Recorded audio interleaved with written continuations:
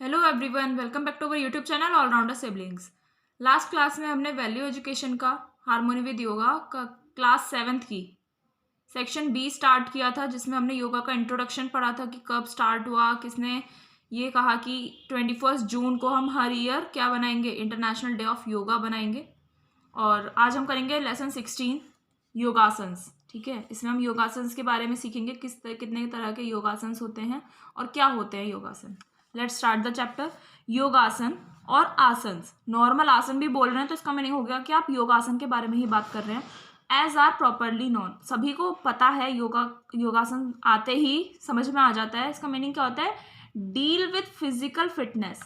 योगासन करते हो तो आपकी फिजिकल फिटनेस ठीक होती है, आपकी जो बॉडी की स्ट्रेंथ है वो स्ट्रांग हो जाती है और आप फिजिकली फिट हो जाते हो। These are the means to clean the body to develop the limbs and organs. ये एक तरीका है, यहाँ पर मीन्स का मीनिंग मतलब नहीं है, ये एक तरीका है। योगासन से एक ऐसा तरीका है जिससे हमारी बॉडी क्लीन हो जाती है। और क्लीन होकर क्या होता है? डेवलपमेंट होता है, विकास होता है। किस चीज़ का विकास होता है? लिम्स का और ऑर्गन्स का। तो यहाँ पर आपके लिम्स में क्या आते हैं? Hands and legs. हैंड्स और लेग्स को आप मिलाकर क्या बोलते हो? लिम्स। ठीक है, तो लिम्स का और ऑर्गन्स का आपका क्या होता है? डेवलपमेंट होता है। And to increase the life span, और अपने लाइफ स्पैन बढ़ाने के लिए हम योगासन करते हैं क्योंकि आप जितना ज़्यादा हेल्दी रहेंगे, जितना ज़्यादा फिजिकली फिट रहेंगे, उतनी ही आपकी लाइफ इंक्रीज हो जाएगी। ठीक है, it gives you the strength and power to fight the diseases. योगासन करने से आपको डिसीजेस के अगेंस्ट आपको स्ट्रेंथ मिलेगी और पावर मिलेगी, जिससे आप डिसीजेस को फाइट कर सकते हो। तो यह इसकी इंपॉर्टेंस हो गई कि योगासन क्यों ज़रूरी है ना। In order to perform asanas in the right manner, अगर आप आसन्स को राइट मैनर में, एक सही तरीके से, सही ढंग से आप करना चाहते हैं, परफॉर्म करना चाहते हैं, द एस्पिरेंट हो गया जो कर रहा है, करने वाला, शुड मास्टर द आसन्स, उसे बहुत अच्छे से आसन्स आने चाहिए। आसन कौन से? जैसे पद्मासन, सिद्धासन, स्वास्तिक आसन, सुखासन। तो ये इस कुछ तरह के ऐसे आसन हैं जो ये आप लोगों को आने चाहिए अगर आप अच्छे से सही तरीके से करना चाहते हैं तो।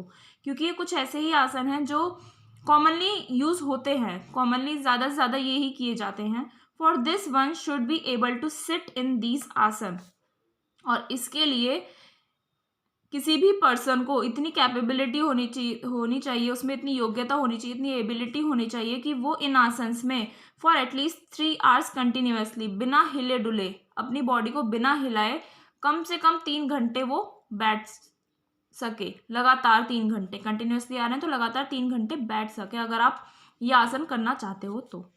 ठीक है, depending upon the postures, asanas postures पर डिपेंड करते हुए कि किस किस तरह के पोस्चर्स होते हैं, तो आसन्स को फॉलोइंग कैटेगरीज में डिवाइड किया गया है। ठीक है, फर्स्ट है सिटिंग पोस्चर्स। नाम से ही समझ में आ रहा है कि बैठकर होते हैं, है ना, यानी कि these asanas are performed while sitting on the ground. ये आसन्स जब होते हैं जब आप ग्राउंड पर बैठ जाते हैं। तो इसके एग्जाम्पल क्या हो गए? पद्मासन, पर्वतासन, स्वास्तिक आसन, योग मुद्रासन, सिद्धासन, सिंहासन, वक्रासन। और भी होते हैं बहुत सारे, तो कुछ नाम दिए हुए हैं सिटिंग पोस्चर्स के। ठीक है, नेक्स्ट आता है सुपाइन पोस्चर्स। सुपाइन पोस्चर, तो इसमें सुपाइन का मीनिंग होता है पीठ के बल लेट जाना। ठीक है, तो सुपाइन पोस्चर्स क्या होते हैं? These are performed lying down on back on the ground.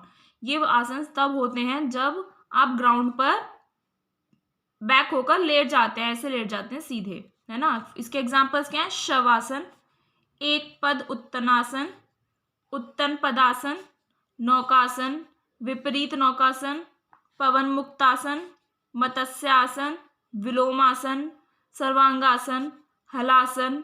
ये सब आपके क्या हो गए? सुपाइन पोस्चर्स हो गए। ये तभी होंगे जब आप ग्राउंड पर सीधे लेटे होंगे, सुपाइन पोस्चर में होंगे।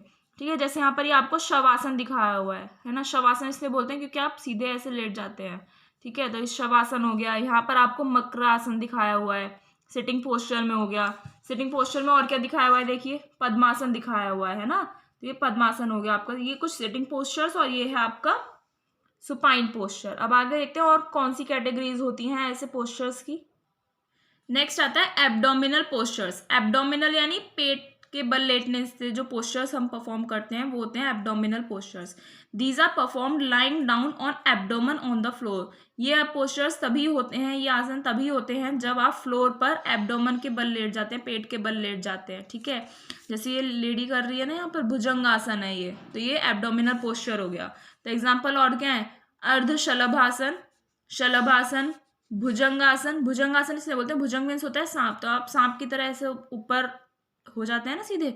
धनुरासन, मकरासन, विपरीत मत्स्य आसन। तो ये सब एब्डोमिनल पोस्चर्स होते हैं जो पेट के बल लेटने पर ही परफॉर्म किए जाते हैं। नेक्स्ट आता है हैंड पोस्चर्स। हैंड के यूज से जो होते हैं, दीज आर प्रैक्टिस्ड, PRA होता है, देखो मिसप्रिंट है। These are practised by balancing our body on our palms. ये तब होते हैं जब हम अपनी बॉडी को अपने पाम्स पर यानी हमारी हथेली पर क्या कर लेते हैं, हम बैलेंस कर लेते हैं अपनी बॉडी को। इसके एग्जाम्पल हो गया मयूरासन, पद्म मयूरासन, वृश्चिक आसन, बकासन, तोलासन, कोणासन। तो ये सब कुछ हैंड पोस्चर्स हैं। तो ये बता रखा है, देखिए तोलासन। तोलासन इसलिए क्योंकि दोनों हाथों, जैसे तराजू होता है ना, वेइंग बैलेंस होता है, तो उस पर बैलेंस होते हैं दो, एक इस साइड होता है, वन इस साइड होता है, कुछ इस टाइप से होता है वो, है ना। ये यहाँ पर बाउल टाइप सा होता है, तो ये ऐसे ही हो रहा है, देखिए यहाँ पर पोस्चर में आप देख सकते हैं, ठीक है। इसलिए इसे तोलासन बोलते हैं। नेक्स्ट पोस्चर है नीलिंग पोस्चर्स, जो नीज पर बैठकर होते हैं। These are practice by kneeling down on the ground. आपको ग्राउंड पर नी डाउन करके बैठना होगा, जैसे ये बैठिए। एग्जाम्पल्स क्या है इसके, वज्रासन, सुप्त वज्रासन, भू नमन वज्रासन, उष्ट्रासन और वृक्षासन। तो ये सब कुछ एग्जाम्पल्स हैं नीलिंग पोस्चर्स के, जो कब होते हैं, जब आप ग्राउंड पर नी डाउन करके बैठ जाते हैं, ठीक है। ये उष्ट्रासन वगैरह क्या है, उष्ट्रासन हो गया जैसे उष्ट्र यानी ऊंट, ऊंट के जैसे हम इसमें करते हैं आसन, ठीक है। नेक्स्ट आते हैं हमारा स्टैंडिंग पोस्चर्स, यानी कि खड़े होकर होता है ये।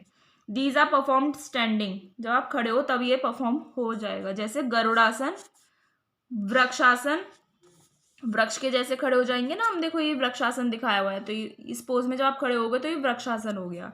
नेक्स्ट है अर्धकथित चक्रासन, संतुलन आसन, नटराज आसन। नटराज देखा है ना, नटराज होते हैं ना, तो जैसे पेंसिल जो नटराज आती है उसका सिंबल होता है, लोगो होता है, तो नटराज आसन हो गया। उल्कट आसन, ताड़ासन, त्रिकोण आसन, चक्रासन, और भी बहुत सारे होते हैं स्टैंडिंग पोस्चर्स में। और इसके बाद एक लास्ट आता है आपका हेड पोस्चर्स। हेड पोस्चर्स क्या होते हैं, वाइल प्रैक्टिसिंग दीज आसन्स, जब हम इन आसन्स को प्रैक्टिस करते हैं, body weight is balanced on our head, हमारी फुल बॉडी का वेट हमारे हेड पर हमें बैलेंस करना होता है।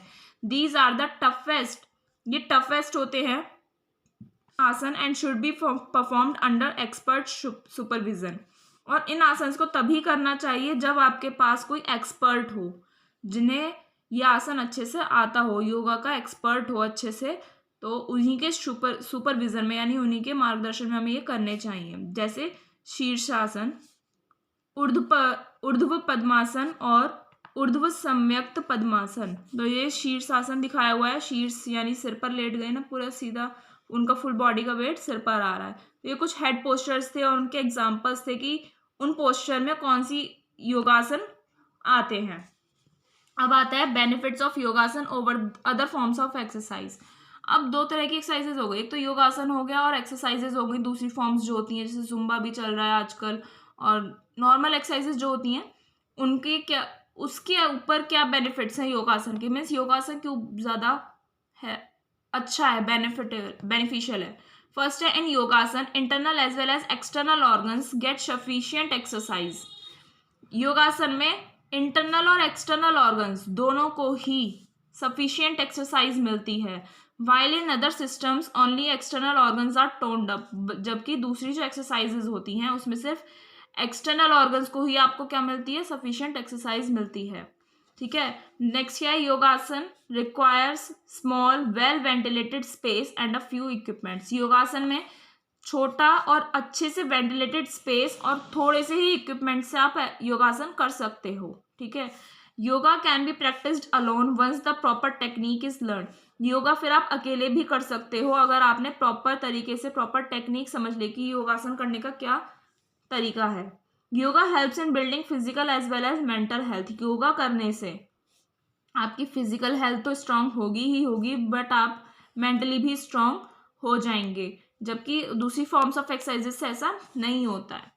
नेक्स्ट, बॉडी मेटाबॉलिज्म इंक्रीजेज, यानी कि बॉडी की जो एक्टिविटी करने की जो कैपेसिटी है, काम करने की जो कैपेसिटी है वो इंक्रीज होती है। And it eliminates waste properly, और ये हमारे बॉडी से जो वेस्ट एलिमिनेट होता है, रिमूव होता है, उसे प्रॉपरली क्या कर देता है, रिमूव कर देता है। So that our resistance to diseases increases, जिससे हमारी बीमारियों के अगेंस्ट लड़ने की जो कैपेसिटी होती है वो क्या हो जाती है, इंक्रीज हो जाती है।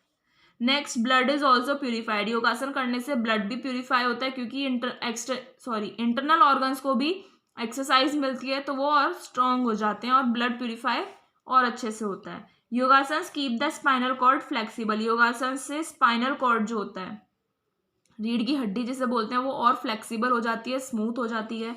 Yogasanas require release physical energy. योगासन्स में ज़्यादा फिजिकल एनर्जी की ज़रूरत नहीं होती है, so that one does not feel tired after practising yoga.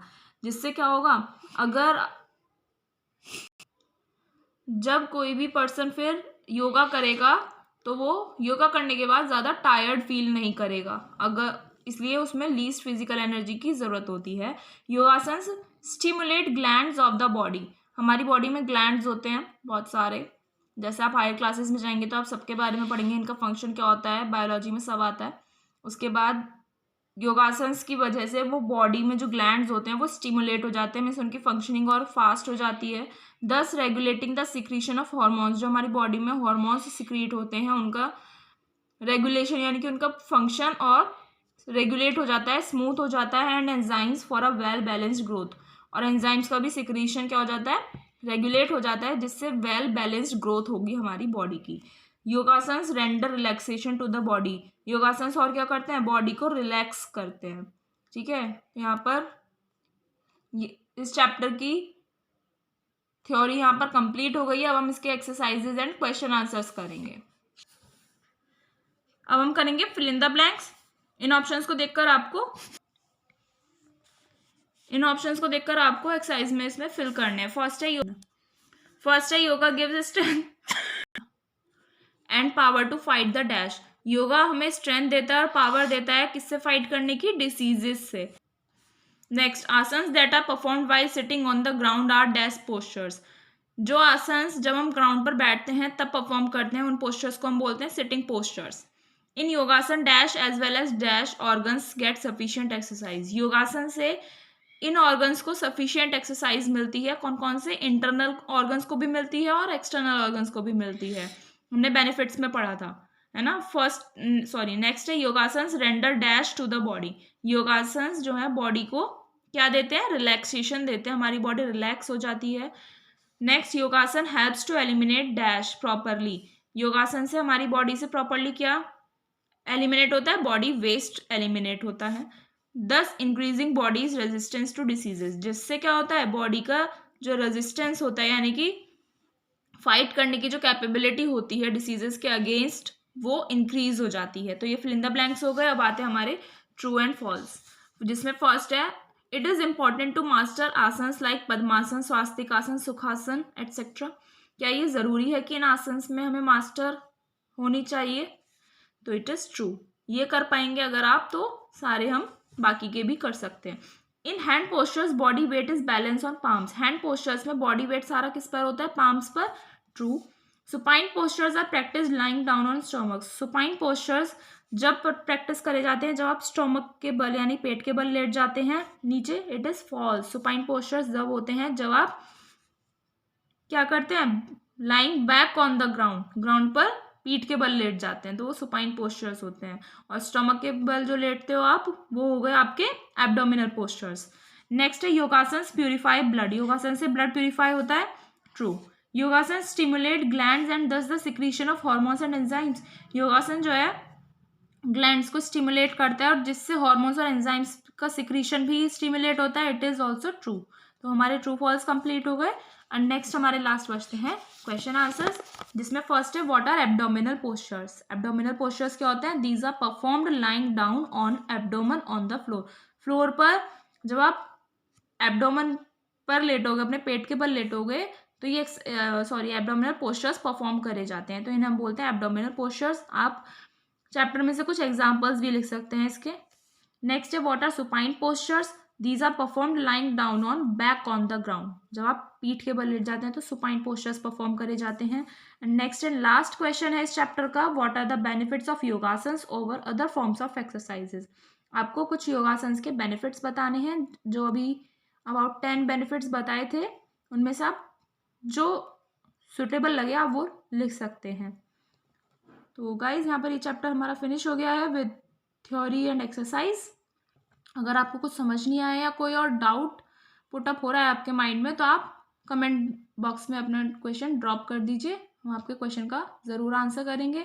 मिलते हैं नेक्स्ट वीडियो में, तब तक के लिए हमारी वीडियोस को लाइक कीजिए, शेयर कीजिए अपने फ्रेंड्स के साथ। अगर आपको लगता है कि ये हमने अच्छे से पढ़ाया है, आपको समझ में आया है, ज़रूर हमें सपोर्ट कीजिए।